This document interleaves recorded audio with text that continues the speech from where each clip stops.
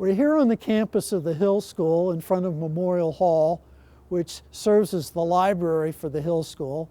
We'll be speaking to Lou Jeffries, who for 17 years has been the librarian and archivist at the Hill School, and he'll be telling us about the history of the school. So Lou, let's talk about the founding of the Hill School, who Matthew Meigs was, how he came to Pottstown, and what his goals were.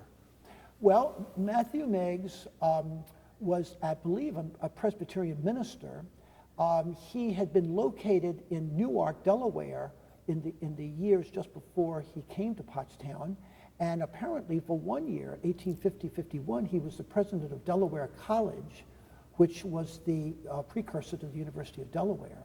And he came here.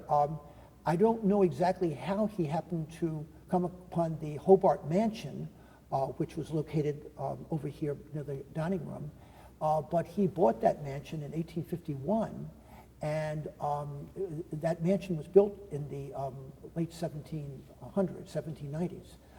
He bought that mansion and the property around it, and he built, in 1851, he built a wing onto that house on the east side towards this way, which housed a dining room and some dormitory rooms and some classrooms.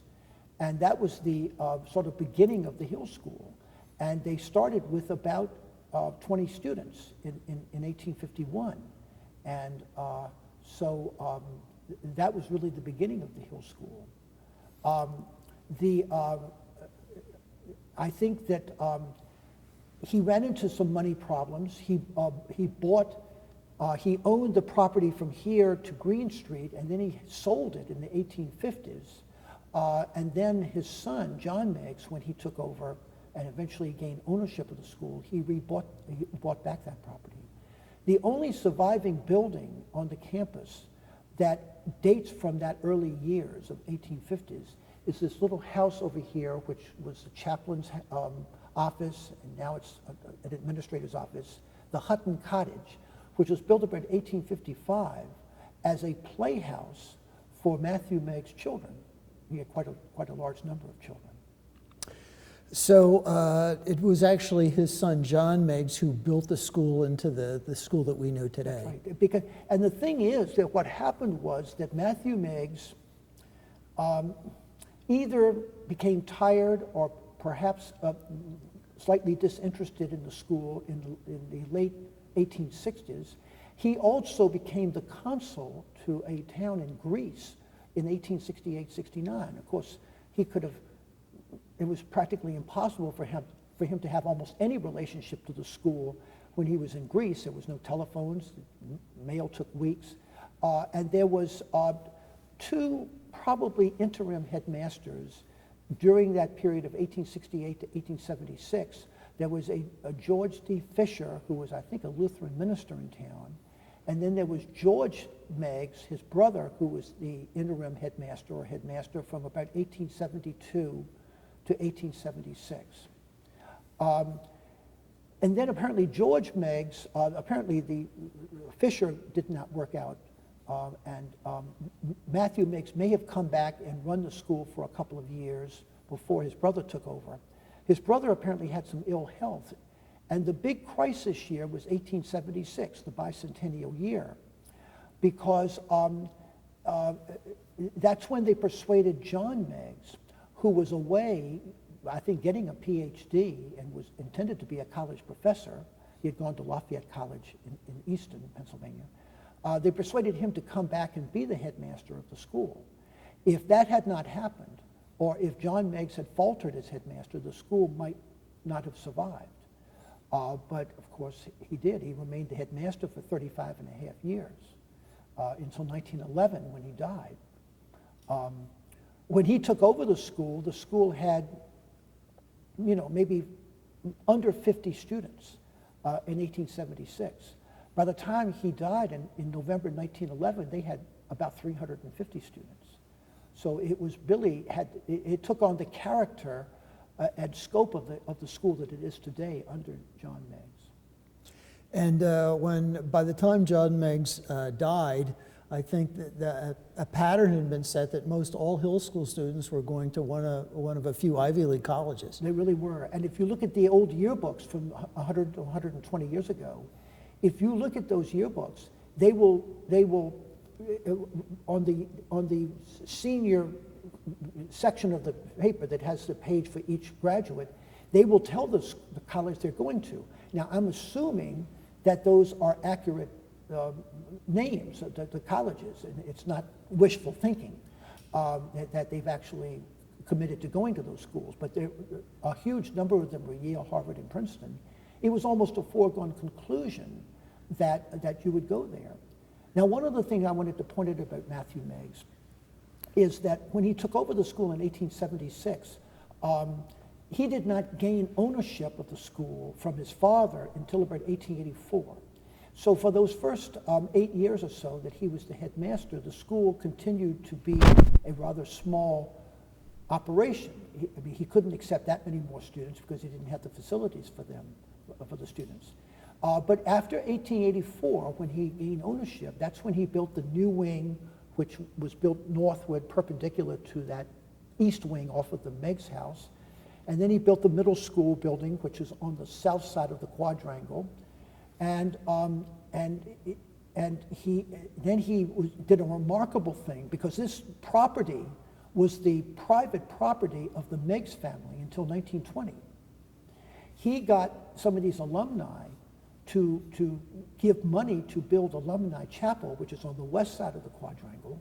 He got these alumni to give money to build Alumni Chapel on his private property. I mean, that's almost unheard of today that somebody would do that. It would be an act of just almost unbelievable charity and so on. So he really was an iconic figure. These early years of the Hill School, from 1851 to about the 1880s, there is very, very little documentation on those years. In Chancellor's book on the history of the Hill, written in the 1970s, early 70s, the first 30 years of the school are taken up in about the first 20 pages of his book, because there's very little documentation on those early years. We do have photographs that date back to the 1880s. It was in the 1880s that our rivalry with Lawrenceville School started. The first football game was 1887. In 1888, the Record literary magazine, which doubled as both the literary magazine and the newspaper from 1888 to 1902, that started. The first yearbook was 1897. So you can see that those first, from 1851 to the 1880s, very little documentation. But also the school, during that period of from 1888 to 1911, the school really started adopting certain things, certain traditions, publications that they have today, and the school was really starting to mature as an institution. And in John Meigs' day, I would assume he had such a relationship with the admissions people at Princeton, Harvard, and Yale, and so forth, that his recommendation would probably go a long way to having students, because they had so much faith, these colleges had so much faith in the quality of the education at the Hill School. And that continued even up to Edward Hall, who was the headmaster in the 50s. He apparently had some connection with the admissions department at Yale. And that was one of the more popular places for many of the students, some of the students to go to in the 50s. So there was that a real connection there. And so John Meigs clearly was revered by many of the alumni who had gone through the school building, if he was able to raise that money. That's right. And then when John Meigs died, and he's the only headmaster who's buried actually on the grounds of the Hill School, That's right. I believe. He's buried at the Alumni Chapel with his wife. And then when John died, was it immediately after that that his son Dwight took over? No, because his son was quite young at that time. His son was born in 1884. This was 1911, so that would have made him, 27? Alfred Rolfe, there's a series of early masters of the Hill that are revered people that stayed for 40 years or more. And Alfred Rolfe was one of them. He was a master. He taught Latin, he taught a lot of subjects. He taught Latin and Greek and so on. He was here from 1890 to 1942, 52 years. I don't think anybody's been here longer than that as an active faculty member. There was another one, George Q. Shepard, whose daughter became one of the first female physicians in Pottstown. Oh yeah, she's buried at Edgewood Cemetery. Yes, yes. He was here from 1883 to 1930. He taught mathematics. And there's some others. But anyway, Alfred Rolfe was he's considered a full-fledged headmaster. He's not listed as an acting headmaster, even though the Meigs family still owned the school. From 1911 to 1914. Dwight Meigs became the official headmaster in 1914, and he was here until 1922.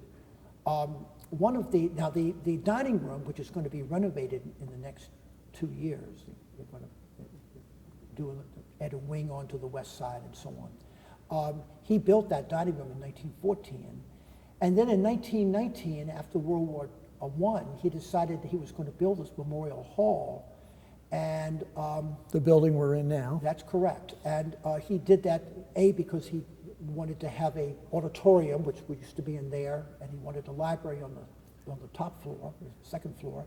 But the other reason why is he wanted a building that would memorialize all of the alumni who fought in World War I and the ones who died in World War I, which are on this metal plaque here, the 40 names. And the building went really wildly over budget when he started building it. And he started building it before he'd raised all the money, even some of the money. And the other problem was that unlike his father, he did not have the iconic bearing to persuade people, alumni, to give money to build a spectacular building like this on his private property. So the funds didn't come, and so that precipitated in part the sale of the school to the alumni in 1920 for, I believe it was, according to Chancellor's book, $1.3 million and the assumption of debt, which probably was fairly considerable for that day. And then Dwight Meigs left the school, left the headmastership in 1922. So all the names we see here on these walls were all Hill students who volunteered to serve in the Army. That's right. Or in the service, in the Navy. Right. And there must be hundreds. There are over 1,000 names. There's 100 panels, each one of these, there are 100 panels around the perimeter of this room, and there are over 1,000 names. Wow, which speaks to the patriotism of the students who Right. had graduated from the Hill School. Well, now, the real question is whether they volunteered or whether there was a military draft or something. I'm not sure about that. But it certainly wasn't like the Vietnam War, That's where you had the moneyed classes of people who had means, volunteered, were in the Army, were not dodging the draft or whatever. And the thing is, like, for example, there's a name up here, John Williams Overton. I think I pointed his name out. He was a star track runner here and at Yale. If you ever go to Memphis, Tennessee, there's an Overton Park and an Overton Square in Midtown Memphis, and that was his family. I mean, his family was connected to Andrew Jackson back in the 1830s or 40s. So that's a really amazing thing. And he was killed in the Second Battle of the Marne in July of 1918. And so earlier you were talking about the number of Hill School, the extraordinary number of students who were actually killed in the First World War. We were involved in the First World War from April 1917 to November of 1918, when Armistice Day was. And so 19 months or so. And there are 40 names on this metal plaque here of Hill alumni who died in World War I, 40. So there were a couple of buildings that would have been built during this era that haven't been mentioned. The upper school, I assume, was built. That's right. Under whose headmastership was that? That was the last big thing that John Meigs did. That building was built in 1909-10. And the architect of the alumni chapel was an alumnus of the school named, I think his name was Darrach, D-A-R-R-A-C-H. There was an architecture firm, Hewitt, H-E-W-E-T-T or I-T-T, who was the architect of the upper school building. And that building was built in 1909-10, and obviously you were expanding the school quite a bit when you built that building with the 4 stories and so on. Actually, there was a 5th story. There were even people on that's no longer used as a dorm room. So by the time Don Meggs died, the population of the school was about 350. Right. And over the next maybe 3 decades, the 20s, the 30s, the 40s, it grew to about 500, which is about what its size is now. Well, it hovered around the 400 to 500 mark during a lot of that time. For example, the 1997-98, which is the year it started with when they tore down the middle school building on the south side of the quad and Donner Hall. They tore that down and they started building the academic center, which now is on the south side of the quadrangle. That was a dormitory, the middle school. So they had only about 410 students that year. And that was the year before coeducation in 1997-98. So there have been years where the number was closer to 400 than to 500. Right now it's about 520 or so. So let's go into, since you brought it up about bringing girls to the Hill School, young women, I should correct myself. I believe that there was a study done showing, first of all, if you didn't accept women, that was half your potential population, but also only a very small percentage of boys wanted to go to a school that was all boys. It was a big thing. The school, if you go on the newspapers.com database, which I have done, they flirted or explored the possibility of a coeducation back in 1970 to 72 or 3, when Archibald Montgomery was the headmaster from 1968 to 72. They explored, there were several articles that talked about that. They talked about either accepting them as day students or going fully coeducational. And then apparently when Archibald Montgomery left the school and Charles Watson became the headmaster, that was no longer really considered for about 25 years until David Doherty became the headmaster. And the things that you mentioned are a lot of the reasons why. You were doubling the pool of candidates or applicants. You were able to be much more selective in who you accepted. Now we accept under 40% of the applicants that apply, and so that's a big thing. So made a big difference. Was Doherty brought in with a sort of a direction from the trustees to look into that?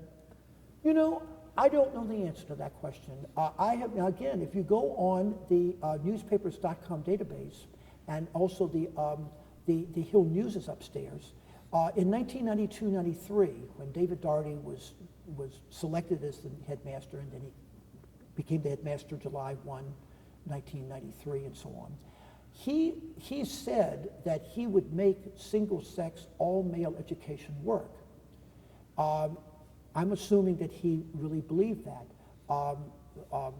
even though the school that he spent 21 years at, and where he had gone as a student before this, Episcopal High School in Alexandria, Virginia, they went co-ed in 1992, so he already theoretically knew the reasons why they did that.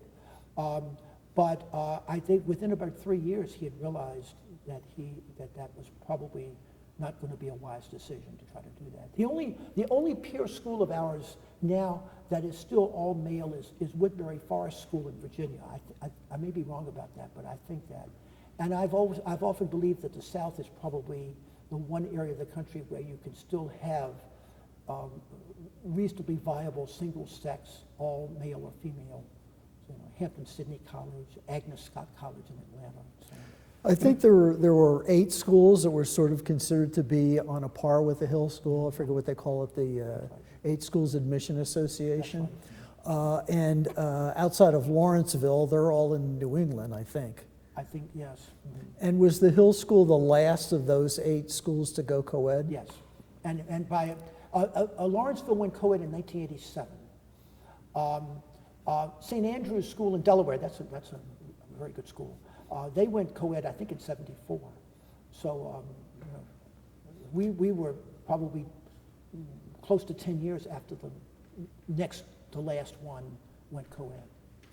I was very interested one time in reading a book about Patton's letters and seeing letters that he wrote to his son while he was at the Hills, just as the Second World War was beginning. Right. His son graduated in 1942. Could you talk about some of the alumni? I mean, I think many people in Pottstown would be very surprised to know that George Patton's son went to the Hill School. That's right, he certainly did. Well, actually, and again, I talked about that period of the 1890s, 1900s, where you really started getting a maturing of this school and attracting some very important people. One of them, and of course the two of the most beautiful buildings on this campus are the Widener Science Building and the Widener Arts and Crafts Building, which are over here, that were designed by Charles Z. Clowder, who also designed the Cathedral of Learning at the University of Pittsburgh, you know, the tallest academic building in the Western Hemisphere when it was built. I believe I'm right on that. But anyway, the Harry Elkins Widener graduated from the Hill School in 1903. His father was the head of the Pullman Car Company, and he died on the Titanic along with his father in 1912. His mother survived, and I believe a maid survived. His mother was the one that gave the money to build those two buildings. Edmund Wilson, who graduated in 1912, went on to Princeton and was eventually the head of the literary magazine at Princeton, and he persuaded F. Scott Fitzgerald to write for the literary magazine, and they became very close friends for the next 20-some years until Fitzgerald died. In the 1920s, there were a number of them. There was a man, John Stuart Martin, who graduated in 1919, and he went on to be he was the editor of the Hill News. He was the editor of the Daily Princetonian in his last year at Princeton, 22-23. He was a cousin of Britton Haddon, who was one of the co-founders of Time magazine, and he was one of the early editors of Time magazine because of that connection. During the 1930s and 40s and into the 50s, John Shirley, who graduated in 1956, went on to be the president of Microsoft from 84 to 90. He was on the board during the 90s. He was on the board of this school for a time. In the 1960s, you had, in 1964, for example, there were three really very famous people, fairly in certain circles. There was Oliver Stone, who won the Academy Award for Platoon, the movie Platoon. He wrote that and directed it, born on the 4th of July. Recently, he's made the movie Snowden. There was Tobias Wolff, who's a very distinguished writer. He's the writer in residence at Stanford University. He was in that class of '64. Douglas Sandy Warner went on to be the chairman of J.P. Morgan Bank. And in the 1940s, James A. Baker III graduated from here in 1948, and he went on to be the Secretary of State under George Bush Sr. So a number of really famous people came here. And if I recall, James Baker, I don't know if his son came to the Hill School, but he had four sons by his first wife, who died of cancer, unfortunately, while the son was here. And Jamie Baker graduated, I think, in 1972.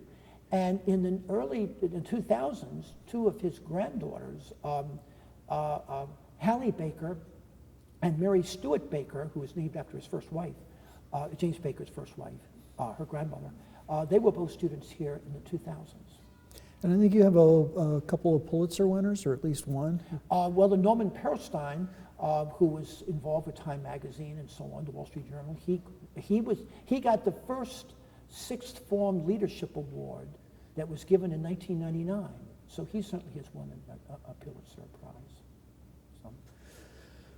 So what are the genealogy of some of the other buildings outside of the quad about when they came about? Well, under James Wendell, whose wife was Marjorie Potts Wendell, and she was the daughter of a Harlan Potts, who was a manufacturer here in Pottstown. They attended to 1952, I believe, and Pierce Saunders, who was also a longtime master of the school. You can see that kind of connection of the school to the founding of Pottstown and so on.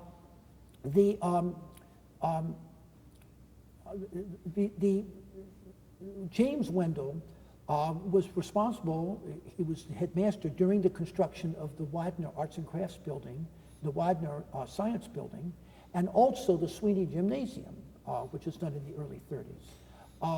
And then after the Depression and the World War II, he was also still here when the Wendell Dorm was built in 1949-50.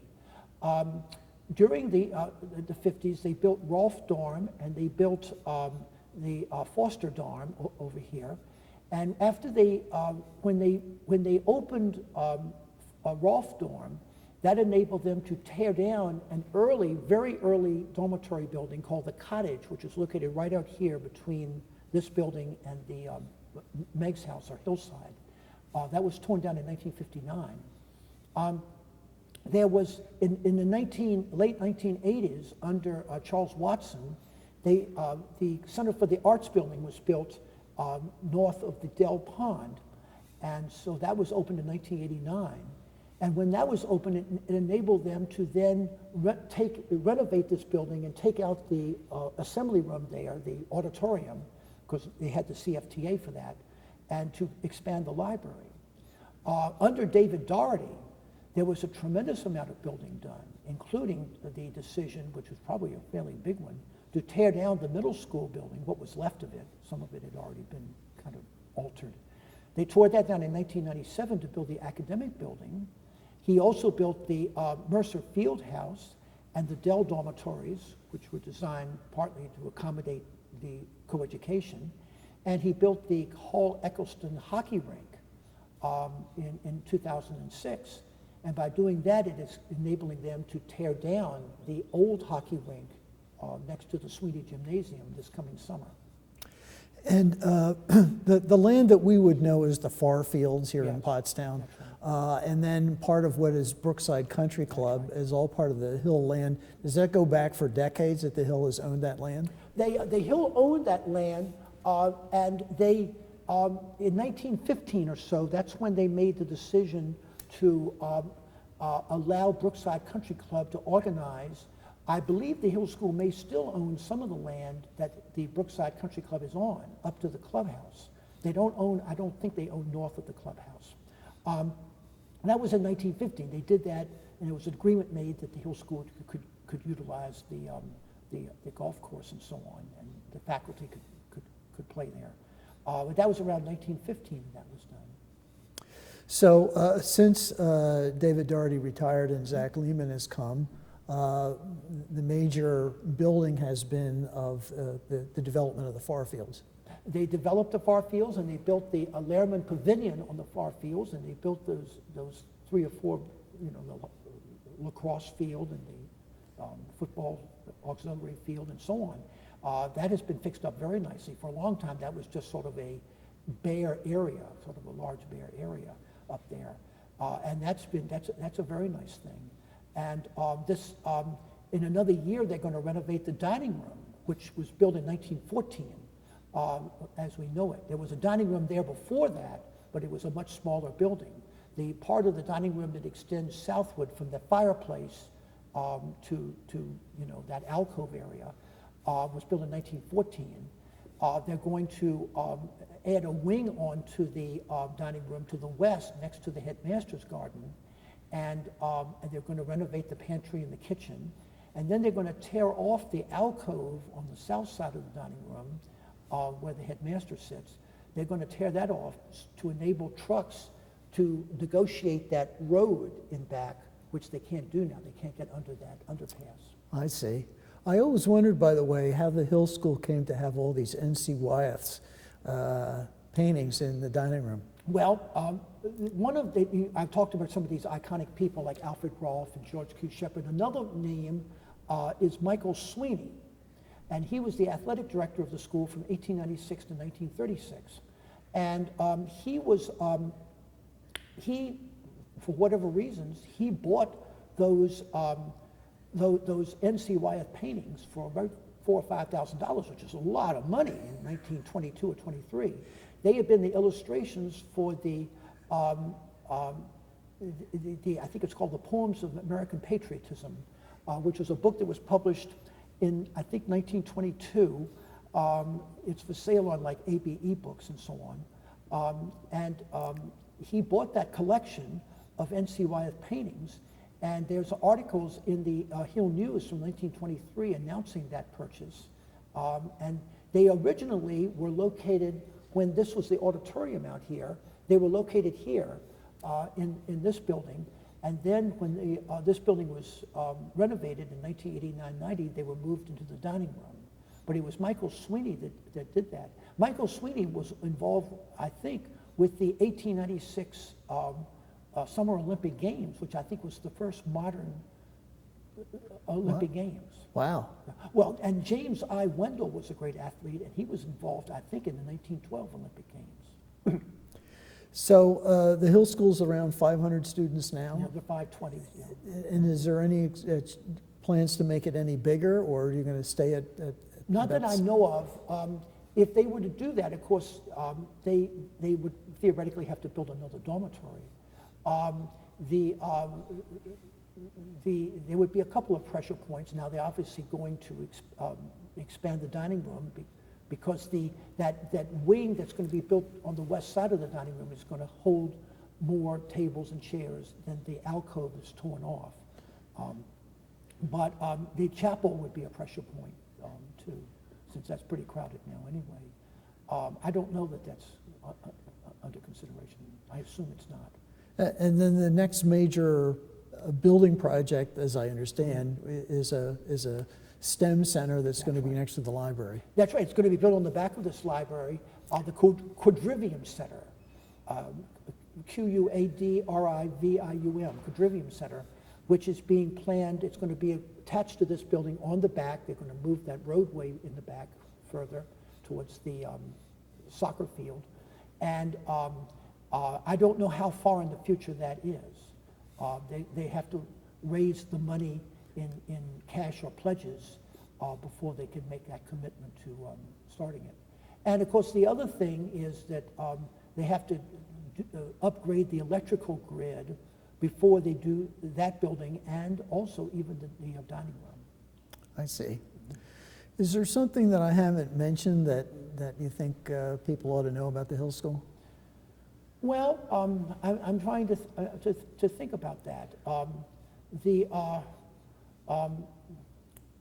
I think that the decision to go co-ed was one of the most momentous decisions in the school because it made a huge difference in a whole lot of things.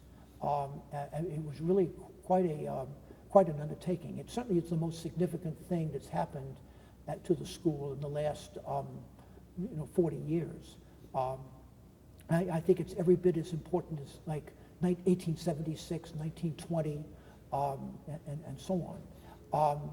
Because it impacted not only dormitories and lifestyle, but it also, the number of athletic teams that the school fields was increased by 80% when it went co-ed. I mean, every sport at this school got a female counterpart team. I think I'm right on this, except football and wrestling.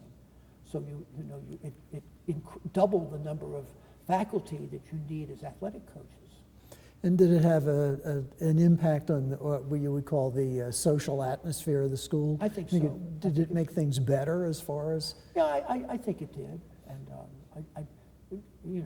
women tend to be very good students. I mean, if you look at there's some plaques in the stairway of the Center for the Arts building that have the head of school, which is the highest grade point average, the headmaster's prize, the highest honor at the school, and the president of the Student Government Association, the SGA, which is sort of like being the president of the senior class.